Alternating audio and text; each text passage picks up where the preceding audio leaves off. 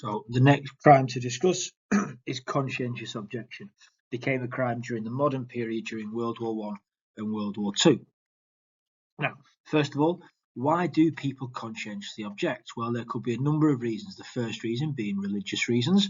Simply, the Bible says, "Thou shalt not kill." So people might refuse to fight in war due to their religious beliefs. The other reason is moral reasons, simply pacifism, meaning they believe all violence is wrong. You've also got political reasons for conscientious objection, refusing to fight in the war, being that some people see themselves as workers and the poor from every country are being exploited by governments, and it's a rich man's war. Why should workers go and fight on behalf of a government to make governments richer? They see themselves as being more aligned with working class rather than the nation. So, these people who refused to fight, how were they treated during World War One? Well, when war began in 1914, there was war fever, people enthusiastically volunteering to fight in the war in a sort of nationalist, patriotic fervour. However, as the horrors of trench warfare became more apparent, this enthusiasm reduced. Not as many people were signing up to join the army, but on the other side of it, people were dying fighting in the trenches. So this led to the government introducing conscription of all single men aged 18 to 41 in January of 1916.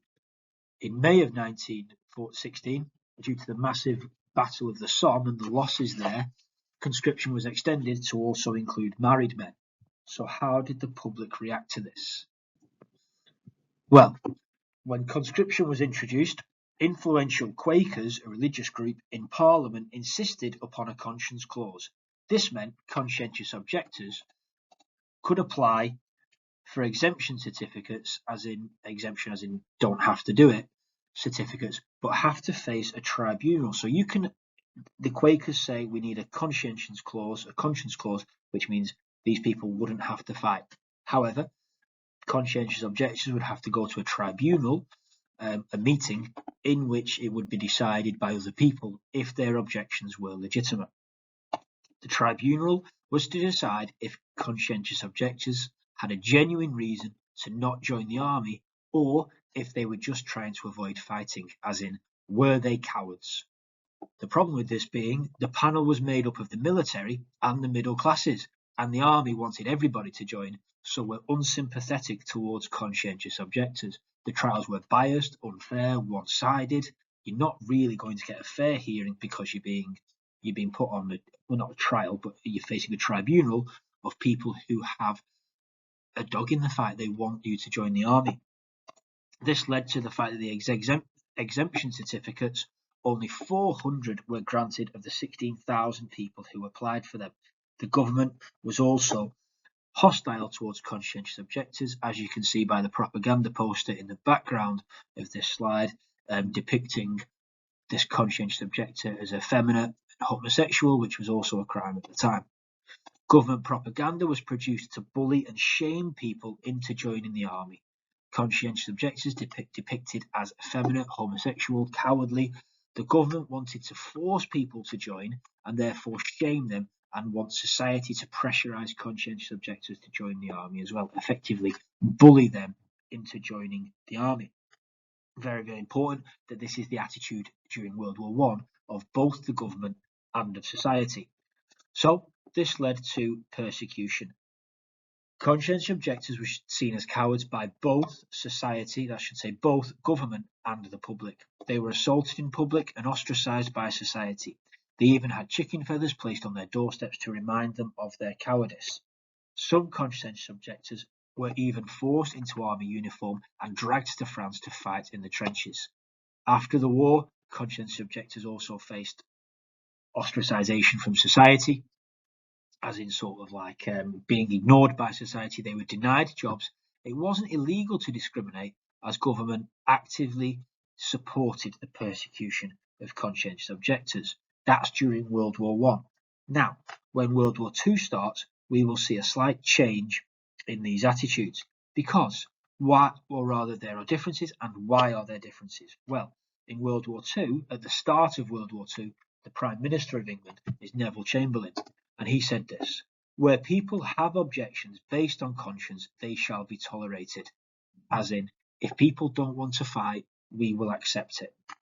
The reason being, well, the enemy has changed. In World War II, Britain is fighting the war against Adolf Hitler on the grounds that he is removing people's personal freedoms. So we cannot force people to fight if it's against what they want to do, if it infringes on their free will. So, in summary, Chamberlain doesn't want double standards. They are fighting tyranny abroad and oppression abroad, so cannot force people in England to fight in a war for freedom. You also get the Peace Pledge Union, a monumental shift in government attitudes. Conscientious objectors were allowed to protest and put up posters whilst being protected by the police. The government propaganda shaming conscientious objectors disappeared. So in World War I, the government is shaming conscientious objectors and trying to bully them into joining the army. In World War II, we don't see the same thing. We see them actually protecting conscientious objectors from society's attitudes, because society's attitudes have not changed. You also get, as you can see here, 48,000 of the 60,000 people who applied for exemption certificates were granted. The vast majority. So in World War I, you only get 400 people who are granted exemption certificates. World War II, you get 48,000 who are granted exemption certificates.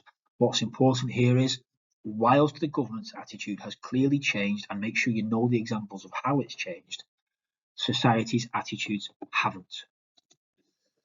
There were, as well, during both of these time periods, different types of conscientious objection. You get absolutists and the alternativists. Absolutists refused to do anything which would contribute to the war effort. They were sent to prison, even military prison, and threatened with torture and or executed, and they were reviled or hated by society and the government. That absolutist, as in they will do absolutely nothing to help to the war, or rather help the war effort. The other type of conscientious objector you get is the alternativist.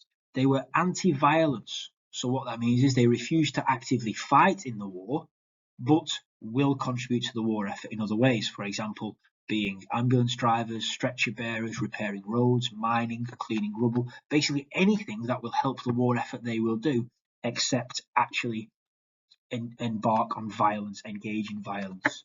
Some of these conscientious objectors even won medals for bravery. So we spoke about during World War I and World War II, we spoke about the types of conscientious objection. We need to now summarise this by discussing, did attitudes towards them change? So from a government point of view, yes, the attitude changed. They were fighting against Hitler on the grounds he was taking away people's freedoms, and therefore they cannot fight oppression abroad and deny it in their own country. They have to give liberty domestically in Britain. From the public's point of view, no, attitudes didn't change from World War I to World War II. There was still huge amounts of hostility and abuse towards conscientious objectors, both physical and verbal. They also faced workplace discrimination and were ostracised or isolated from the community.